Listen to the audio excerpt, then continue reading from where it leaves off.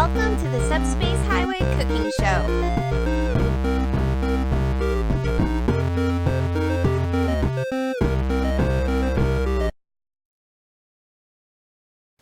Hey guys, it's me, Deb. You know me from a variety of places, mainly doing good works in the community.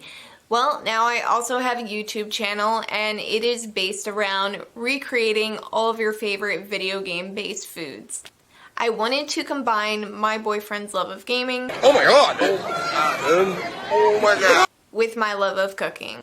So if you will follow me into my kitchen, my very 50s retro style kitchen, we can get started on today's recipe, which is going to be boiled cream treats from Skyrim.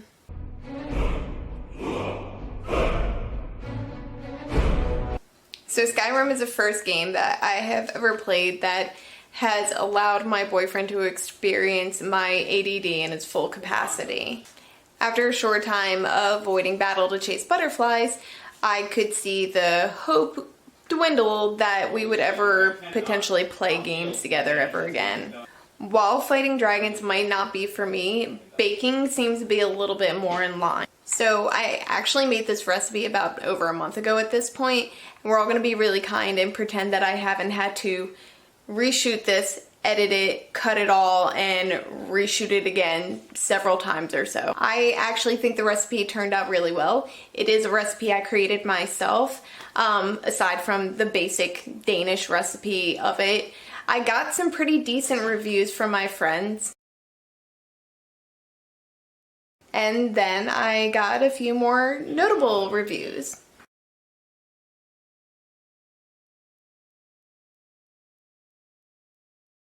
That may or may not be completely falsified.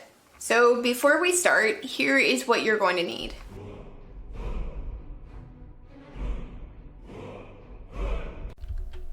To start, you're going to wake up your little fungus flakes with a 1/4 cup of warm water. No pressure, but don't fuck this up. It will absolutely destroy the entire recipe. But it's cool, because you got this. Next, you're going to play God and deliver a slow, agonizing decapitation to the end tablespoon of butter. Then just hack and slash the remainder of the stick until you end up with a bunch of broken, uneven pieces. Like your life. Gather what you've hacked apart into a small pile so you can have a good visualization of your path of destruction and really contemplate what your fucking problem is. Next, you're going to roll out about 2 feet of parchment paper and lightly dust it with some dry humor while you descend into an existential crisis in the middle of your first YouTube instructional video. Take out some of that aggression with a rolling pin and get that butter down to about a 1/4 inch thick. Then fold the edges to keep everything tucked inside, and you'll have a nice sheet of buttery sadness to throw into the fridge for later use.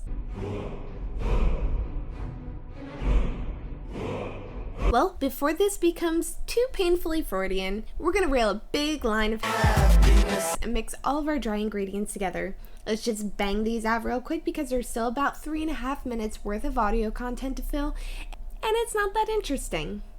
So now we're going to add the flour, sugar, salt, and cardamom, yeast, milk, almond extract, lemon zest, and egg.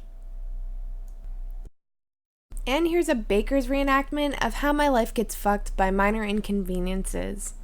So yeah.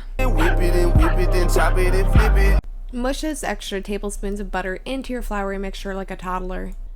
Then mix together your dry ingredients with your eggy goop mixture. Then you're going to end up with a big ball of irreversible change. Now comes the baking equivalent of fighting a dragon. Drop that big congealed mess of a situation onto the counter and roll it out about 15 times into this large placemat formation. Open up those old wounds with some sadness butter and fold from right to left and vice versa. You want to have a nice little book of sadness that you're going to roll out and fold about 5 or 6 times before finally calling it a night. Throw your pastry brick in the fridge and take a well-deserved depression nap. Preheat your oven at 375 degrees, then roll out your dough ball. Cut it into 12, 16, or even 18 pieces, then roll one of those pieces into a little goober ball and smash it on the dusty board. Then do this little motion you see me doing here, where I'm doing a little pinchy pinch, and then bam, adorable little pastry. Whip up some primordial chicken goop so you can give these little cuties an egg bath. Then throw them into the oven at 375 degrees for 10 to 15 minutes, and while that's happening, you can move on to the next level. On medium heat, throw 3/4 of a cup of milk into the pot with your vanilla extract and mix it. Separate your egg white from your egg yolk so you have these little yolk nades that you can throw into your mixing bowl and stir it up with your sugar. Mix in the remaining milk and sift through the 3 tablespoons of flour. Then add the concoction from the stove and mix everything through thoroughly. Put the mixture back on the stove and add in the cheeses.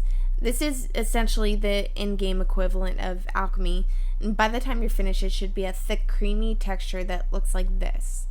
The main thing I want to urge you is to keep stirring. Nobody will come kill you if you stop, but your kitchen will probably blow up like some distant cousin's meth lab. Let's wrap this up with making stovetop diabetes. Throw all the sugar in the house into this little pot and whip it up until it turns into whatever this substance is. Now, it's finally time for assembly. Congratulations, you've done it. You can kick back, play Skyrim for the billionth time, and eat some boiled cream treats, and feel like you're really there, snatching up snacks and robbing houses. Hopefully this recipe turned out well for you. If not, feel free to leave a comment and let me know how you managed to fuck this up. I mean, I really laid it out for you, so if it went wrong, it's clearly your fault.